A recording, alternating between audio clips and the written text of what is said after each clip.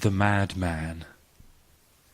Have you ever heard of the madman who on a bright morning lighted a lantern and ran into the marketplace calling out unceasingly, "I seek God! I seek God!" As there were many people standing about who did not believe in God, he caused a great deal of amusement. "Why? Is he lost?" said one. "Has he strayed away like a child?" said another. "Or does he keep himself hidden? Is he afraid of us? Has he taken a sea voyage? Has he emigrated?" The people cried out laughingly, all in a hubbub. The insane man jumped into their midst and transfixed them with his glances. "Where has God gone?" he called out. "I mean to tell you, we have killed him, you and I. We are all his murderers. But how have we done it? How were we able to drink up the sea? Who gave us the sponge to wipe away the whole horizon?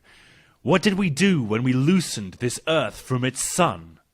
Whither does it now move? Whither do we move? Away from all suns?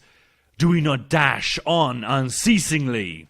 Backwards, sideways, forwards, in all directions? Is there still an above and below? Do we not stray as through an infinite nothingness? Does not empty space breathe upon us? Has it not become colder? Does not night come on continually, darker and darker? Shall we not have to light lanterns in the morning? Do we not hear the noise of the grave diggers who are burying God? Do we not smell the divine putrefaction? For even gods putrefy. God is dead. God remains dead, and we have killed him. How shall we console ourselves? The most murderous of all murderers, the holiest and the mightiest that the world has hitherto possessed, has bled to death under our knife. Who will wipe the blood from us? With what water shall we cleanse ourselves? What lustrums, what sacred games shall we have to devise? Is not the magnitude of this deed too great for us? Shall we not ourselves have to become gods merely to seem worthy of it? There never was a greater event. On account of it, all who are born after us belong to a higher history than any history hitherto." Here the madman was silent, and looked again at his hearers. They were also silent, and looked at him in surprise. At last he threw down his lantern on the ground, so it broke in pieces and was extinguished. "I come too early," he then said.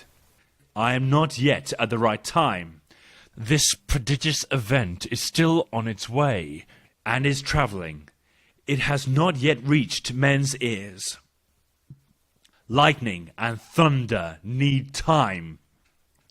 The light of the stars needs time. Deeds need time.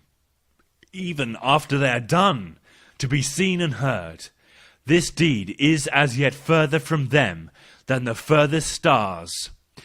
And yet they have done it."